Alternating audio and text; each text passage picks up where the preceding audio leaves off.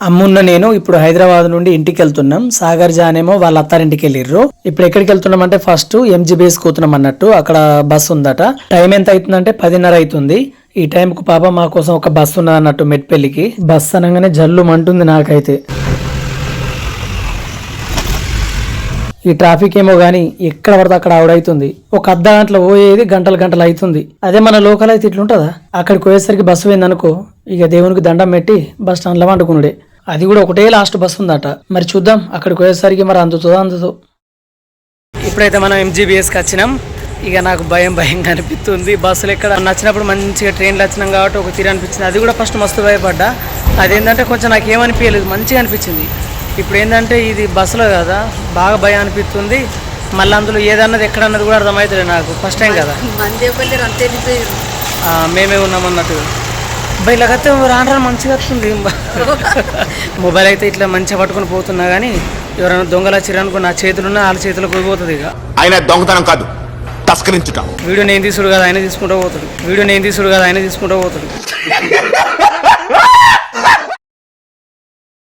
దాబైతే ఎవరు లేరు, అందరు వెళ్ళిపోయినట్టున్నారు. టైం లేట్ అవుతుంది కదా, వెళ్ళిపోయినట్టున్నారు. ఇప్పుడు మేమే ఉన్నాం. బస్ స్టాండ్కి ఇంతే కావచ్చు, ఇంకెవరు లేరు, మేమే ఉన్నాం అనుకున్నా. లోపలికి వచ్చి చూస్తే చూడు ఎంతమంది ఉన్నారో. మామూలుగా లేరు కదా మంది.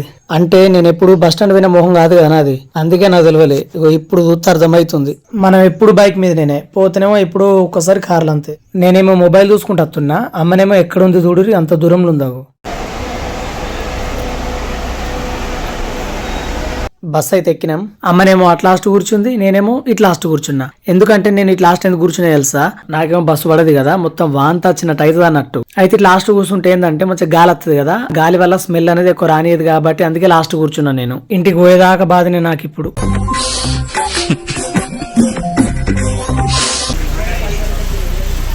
ఇది నా చేతికి ఎందుకు వచ్చింది, అసలు ఇది ఏంటిది?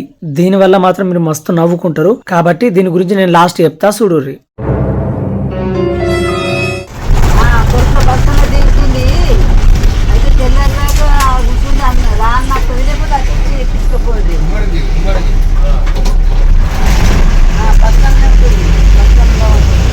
అమ్మ పక్కకు ఒక అవ్వ కూసింది కదా, ఆ అవ్వది ఒక స్టోరీ జరిగింది అన్నట్టు. ఇప్పుడు అసలు ఏం జరిగిందంటే ఈ అవ్వను ఇంకొక 5-6 వచ్చారట మొత్తం. అయితే ఈమె పక్కకు వాళ్ళ హస్బెండ్ కూర్చున్నాడట. అయితే ఏం జరిగిందంటే ఈమె పడుకుంది పాపం. ఇక వాళ్ళు కూడా ఏం చేసిరంటే ఇప్పుడు బస్సులు ఎట్లుంటది, మన ఒత్తిడి ఉంటది కదా, పారి దిగురు అన్నట్టే ఉంటది కదా, అట్లా ఏం చేసిరంటే మర్చిపోయి దిగిరు వీళ్ళందరూ. అంటే దిగింది అనుకుని దిగిరు పాపం వీళ్ళు. ఈ అమ్మ ఏం చేసిందంటే మంచిగా నిద్రపోయింది. అయితే మేడిపల్లి దాటిన తర్వాత అప్పుడు ఈ అమ్మ లేచి ఆ పాపని అన్నది.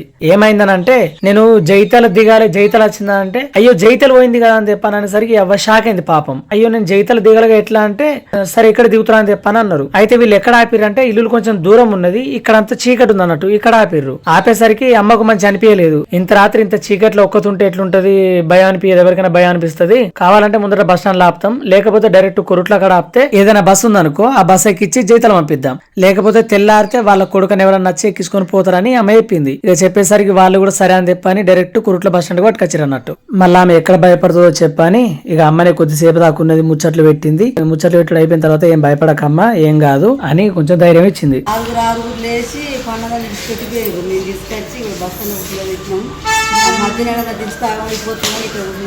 మనం ఎప్పుడు కానీ ఎటన్నా బయటకు వెళ్ళినప్పుడు అందరు ఉన్నారా లేరా అని చెక్ చేసుకోర్రి. ఎందుకంటే చిన్న పిల్లలు ఉంటారు, వృద్ధులు ఉంటారు, ఎవరైనా ఉంటారు కాబట్టి కొంచెం జాగ్రత్తగా ఉండండి. ఏమైతుంది 4 దాటింది, భయపడగా సరేనా. మమ్మల్ని అయితే బస్ స్టాండ్ నుండి మా అన్న ఎక్కించుకొని వచ్చిండి ఇంటికి. ఇంటికి అయితే వెళ్తున్నా. ఇక రజిత మంచిగా పడుకున్నట్టుంది. మనమైతే లైట్ వేద్దాం ఇప్పుడు. నేనైతే రజితకైతే చెప్పి రాలేదు. ఇప్పుడు డోర్ కొడుతున్నా, మరి భయపడుతుందా ఏందైతే చూద్దాం. మరి ఒరుడైతే ఒరుతుంది ఎవరు అని అంటుంది, కానీ నేను మాత్రం చెప్పకుండా డోర్ అట్నే కొడుతున్నా. అది ఇంకా భయపడుతుంది. ఎవరు చెప్పలేదా, ఎవరు మీరు అనుకుంటూ ఒరుతుంది గట్టిగా. అది లేసి వస్తున్నట్టు సౌండ్ వస్తుంది. మరి తలుపు తీస్తుందా ఏందైతే చూద్దాం. మరి నేనేమో తలుపు తీస్తుందా అని తలుపు సైడ్ చూసుకుంటుంటే ఇదేమో కిటికీలకి వెళ్తుంది దొంగసాటుగా, అంటే చెక్ వేసుకుంటుంది అన్నట్టు. మరి దొంగ నా ఎవరని చెప్పని ఫస్ట్ చెక్ వేసుకుంటుంది. అయినా జాగ్రత్త ఉండడు మంచిదే కదా.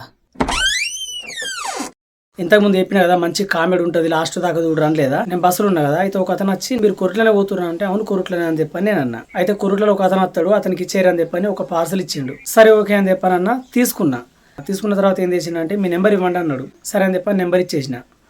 తీసుకున్నాడు, లేట్ కూడా చేయలేదు, చక్కగా వెళ్ళిపోయాడు. అయితే ఉండగా మెల్లగా ఆలోచన వచ్చింది, ఒక వస్తువు ఒక అతనికి ఇస్తే అతను ఇత్తడో ఇయ్యడు, మరి ఆయనే తీసుకునేటన్నా వారిపోతాడు అని ఏదో మనం అనుకుంటాం. అయితే ఆయన డైరెక్ట్ ఇచ్చిన నెంబర్ తీసుకుని చక్కగా వెళ్ళిపోయాడు. నేనేమనుకున్నా అంటే ఇది ఖచ్చితంగా బాంబే అనుకున్నాను నేను. ఇక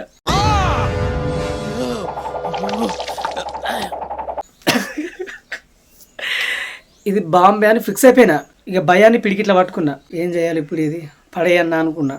పడేస్తాను తప్ప నీటి దాకా వచ్చింది. బాంబు కాకపోతే ఇంత దూరం నుండి అంత దూరం పంపిస్తుండంటే మరి అది ఎంత విలువైందో అని నాకు ఆలోచన వచ్చింది. మళ్ళీ నా ఫోకస్ మొత్తం మళ్ళీ దీని మీదనే ఉంది. ఏం తెలిసిన చెప్పన్న, చేతులు 7 వేలతో చేత ఆగమవుతుంది అని దాన్ని తీసి కింద పెట్టిన తర్వాత మళ్ళీ ఏమనిపించింది అంటే, ఇప్పుడు నెంబర్ తీసుకున్నాడు కదా, అతను ఫోన్ చేస్తాడు, ఫోన్ చేయగానే నేను లిఫ్ట్ చేస్తా, లిఫ్ట్ చేయగానే ఇది పేలిపోతుంది, కథ అందరం కథం అవుతాం అని చెప్పని ఇట్లా అనుకున్నా. కాదు గట్ల ఎవరన్నా ఆలోచిస్తారు అయిపోరు మరి అంటే మన ఊహ, మన భయం ఎట్లా పెట్టుకుంటామో అట్లా భయంతో ఒక్కొక్క ఆలోచన నాకు పెరిగిపోతుంది అన్నట్టు. ఇది జరిగింది. మళ్ళీ ఇంకొక జోక్ చెప్పన్నా, మీకు ఓపిక ఉందో లేదో ఇదంతా వినడానికి, కానీ సరే నేనైతే చెప్తా, వినకపోతే మీరే కామెడీ మిస్ అవుతారు, ముందు చెప్తున్నా. మేము పోయేటప్పుడు ట్రైన్లో పోయినాం కదా, ఈ ట్రైన్ల విషయం ఇది. ఒక అతను మంచిగా పడుకున్నాడు, మా ముందే అన్నట్టు పడుకున్నాడు. పడుకొని ఏం చేసిండంటే నిద్రలోకి వెళ్ళి లేచి అదే నిద్ర మాతలలో ఇట్లా లేచిండు, ఇట్లా పెట్టిండు, నా మొహం చూసిండు, చూసుడి ఇట్లా చూసిన. అన్న ఏ స్టేషన్ కాడికి వచ్చినాం మనం అని అన్నాడు. నేను మరి నాకు ఎప్పుడు కానీ ఆటోమేటిక్గా తెప్పంచులు, మరి ఆడ రాకపోతే ఏమైనా నాకు ఏడికొచ్చినా అంటే గీడికొచ్చినా డైరెక్ట్ చెప్పొచ్చు కదా. నేను అన్న మన ఏ స్టేషన్ కాడికి వచ్చినాం అన్నప్పుడు వెంటనే రైల్వే స్టేషన్లో అని చెప్పిన. గిట్లున్నోడు ఒక్కసారి గిట్ల పెట్టిండు, పెట్టి అట్నే షాక్ అయ్యిండు, కొంచెం మొహం చూసుకున్నాడు, మూసి నవ్వుతుండే. ఇక నేనే ఒక సీరియస్ అవుతాడు, మన వచ్చి ఇప్పుడే నిద్ర లేచిండు, గట్ల వేసుడు అవసరం అని అనుకుంటున్నా.